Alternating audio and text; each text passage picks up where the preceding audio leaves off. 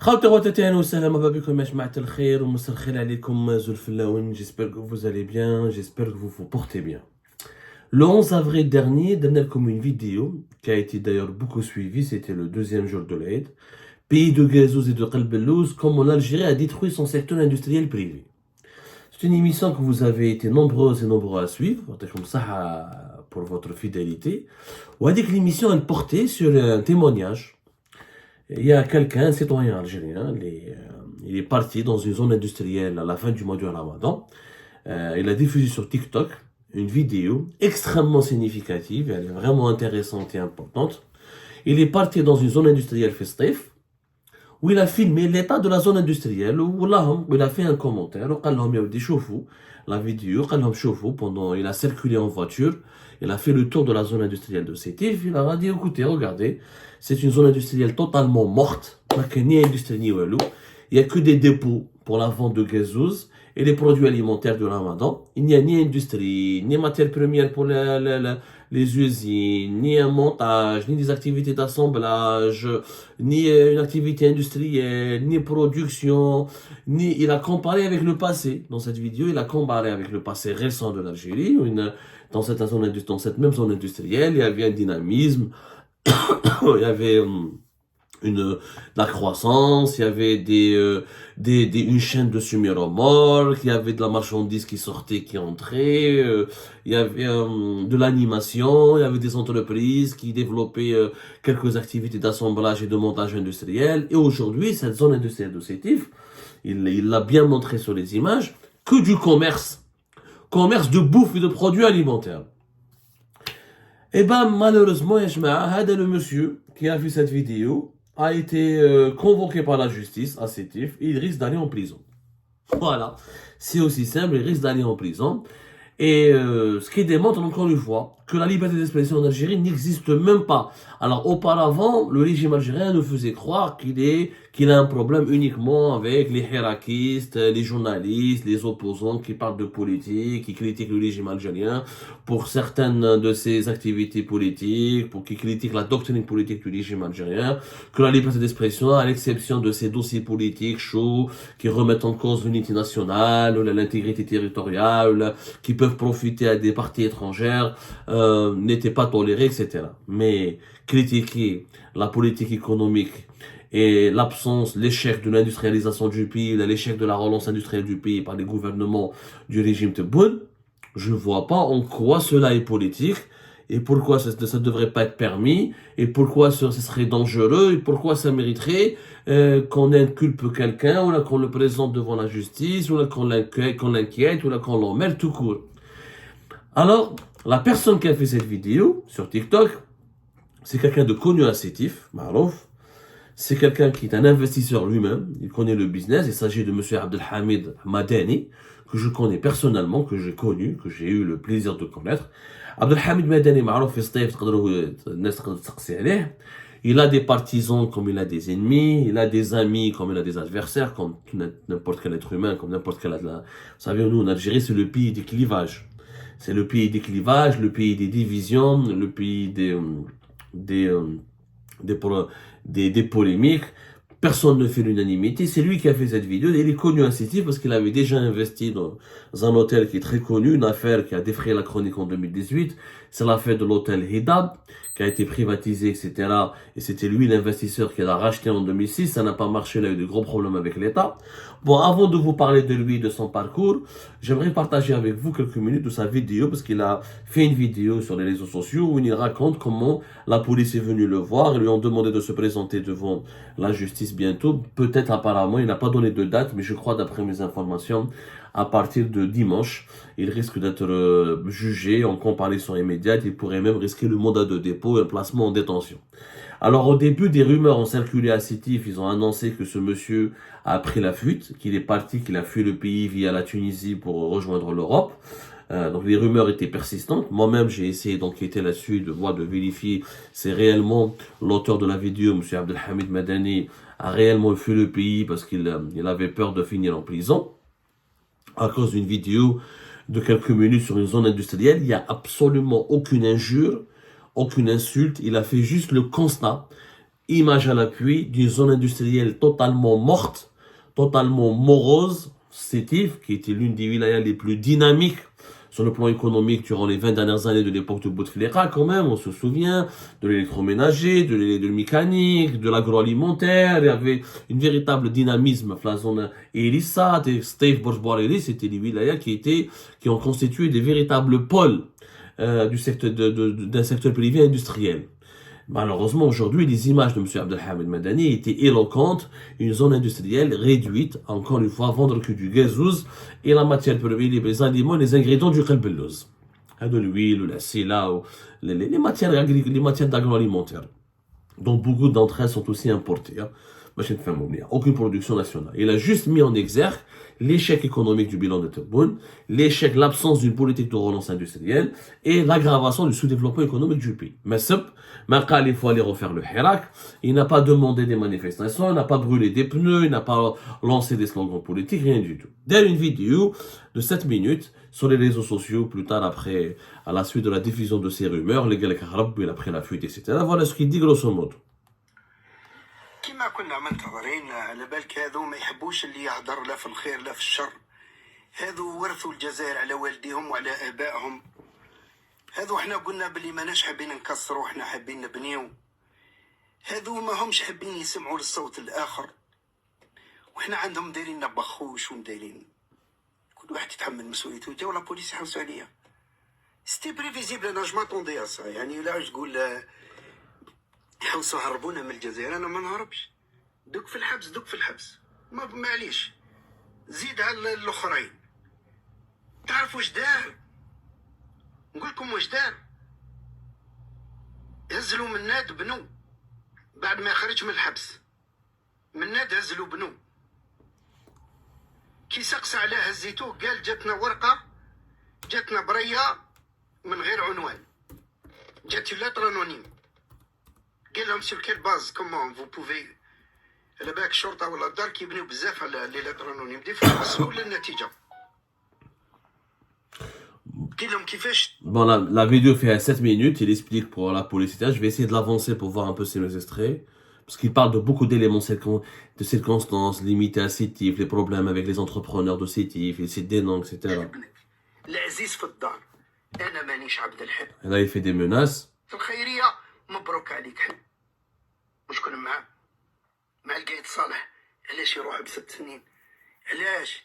احنا قلنا قبل ما نروحوا للعيد كنا نستناو في تهنئة العيد، وتكون فرصة باش تسمح للناس هذو، وانت عندك سلطات ما شاء الله طويلة عريضة، كنت قادر. البارح قال لهم نسمع فيه، قال لهم سكروا علينا هذا الكوري، شوفوا واش راه يقول. واش قلت انا؟ واش قلت؟ قلت فرنسا عندها 64 مليون نسمة، عندها 64 مليون، عندها 150 بوليسي بين بوليسي وجدرمي. وقلت احنا عندنا 44 مليون نسمة، عندنا 250 ألف بوليسي، 170 ألف جدرمي. وش فيها هذه إحصائيات موجودة على كل المنصات وكل. وش قلت أنا؟ كاسكو جيدي قلت نروحوا الإصلاحات. أنا مانيش نهضر على دركا كي يطيح سعر البترول. تفكرني يا سي تبون، كي يطيح سعر البترول وما تلقاوش باش تسلكوا الخدامه، وبالاخص هذا لو كور كونستيتوي، راك تعرف اش راك تهضر. وهاو حقك. لو كان جيت نتايا دو فورماسيون ميليتير، خارج من العسكر، خارج من الكازارنا، وتتعامل مع الشعب بالطريقه هذه، والله غير نفهمها. انت جاي من اداره، جاي من الاداره المسالمه. واش صرالك؟ كيس كي سباز نيسا سيتاج لا تحمد ربي تقول انا دون هاد لي كرون نون، حمروش، بن بيتور، مقداد سيفي، بن فليس، إنهم با بيو ابوتير، ما قدروش يكونوا رؤساء جمهورية الجزائر العظمى. انت راك جيت دخلت رئيس جمهورية الجزائر، مبروك، نحمد ربي، نقول له كتر خيرك يا ربي. نتعامل مع الشعب هذا برفق.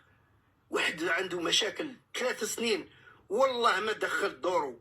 قبل هذا خرجوني من لوتيل الهضاب، داو لنا 100 مليار، نفوني من الجزائر تقريبا 12 سنه، سيزاو لي رزقي.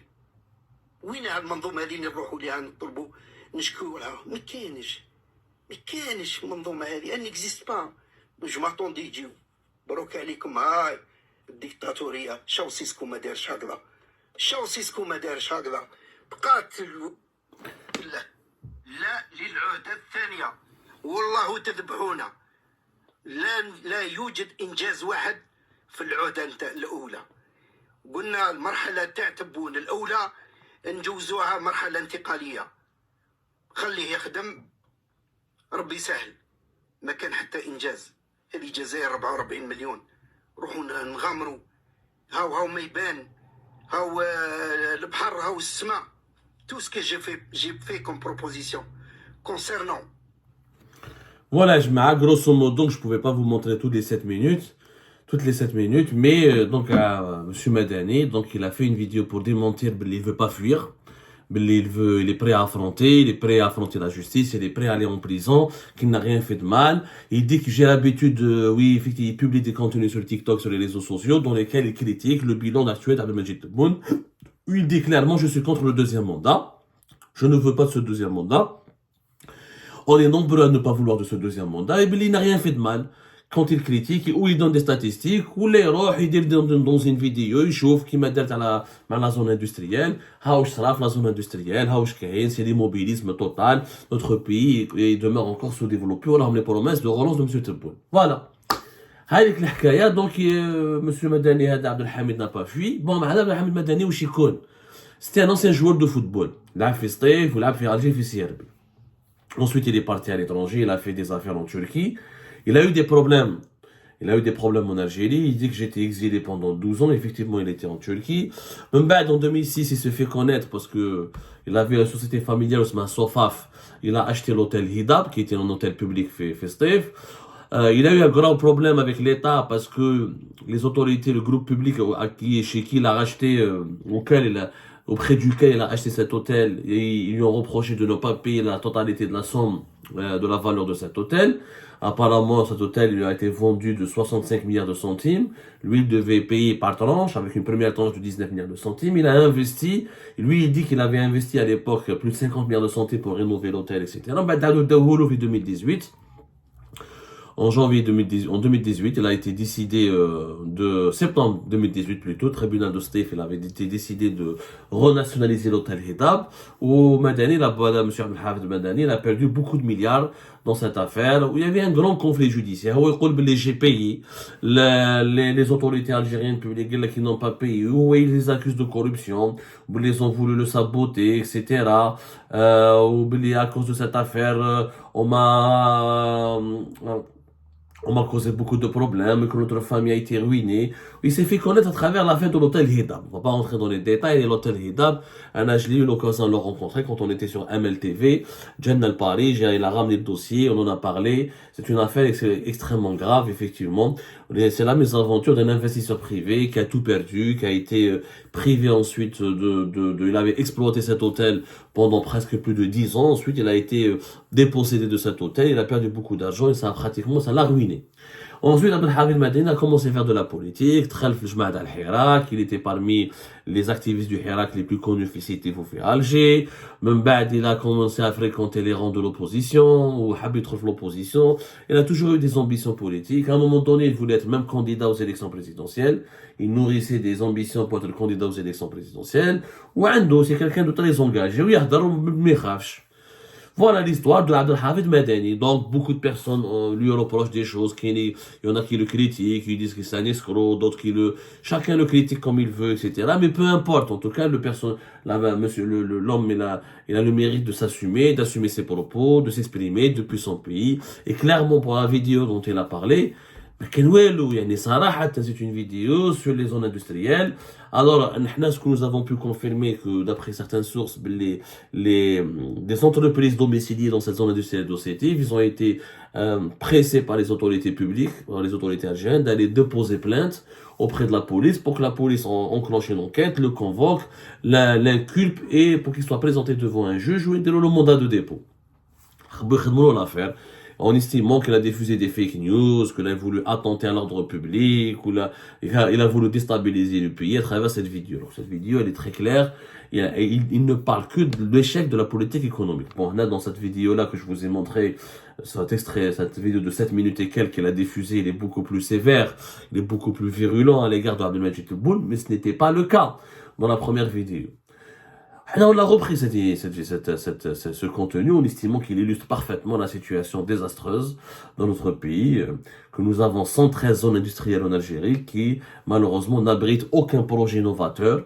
Très peu d'entreprises privées, d'entreprises étrangères arrivent à développer une véritable production nationale sans subir des perturbations ou là, tout en pouvant apporter de la valeur ajoutée à notre économie, alors qu'auparavant, effectivement, on ne peut pas le nier, à l'époque de Bouteflika, c'est vrai, il y a eu de la surfacturation, l'importation des matières premières, il y a eu de l'évasion fiscale, mais il y avait en contrepartie, Habina ou la Kanana, une véritable activité économique, un certain dynamisme, des ambitions, beaucoup d'entreprises privées négociées avec des partenaires étrangers ou là pour développer des usines, des activités industrielles, du montage, de l'assemblage, de la production. Il y avait vraiment, que ce soit dans l'électroménager, le 11 avril, le groupe Condor, comment le groupe Condor s'est effondré, comment ses revenus se sont effondrés entre 2016 et 2023, 2024.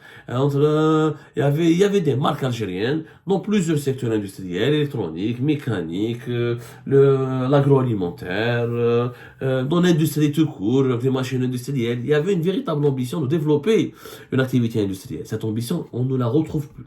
Plus personne ne parle de cela, il n'y a plus rien. Il y a le CREA, le Conseil du renouveau économique algérien de Kamel Moula, qui parle, qui annonce des projets. On n'a rien vu sur le terrain. Encore une fois, on ne demande qu'à voir. Parce que quand des citoyens partent dans les zones industrielles quand ils filment, voilà, c'est des zones industrielles délabrées, abandonnées, beaucoup d'usines sont fermées ou là, qui travaillent au strict minimum, réduction des effectifs, et c'est toujours le commerce et le commerce des produits alimentaires qui domine. Le pays habs. C'est la vérité, le pays est à l'arrêt. Mais où je dis à Abdelhafid Madani, quel est son tort, quel est son crime? D'avoir montré la vérité, maintenant il risque d'aller en prison. Ça fera, comme Kemal Kalouaf la vidéo Théo, un détenu en plus, un détenu politique supplémentaire. C'est malheureux, c'est triste, c'est sinistre pour notre pays.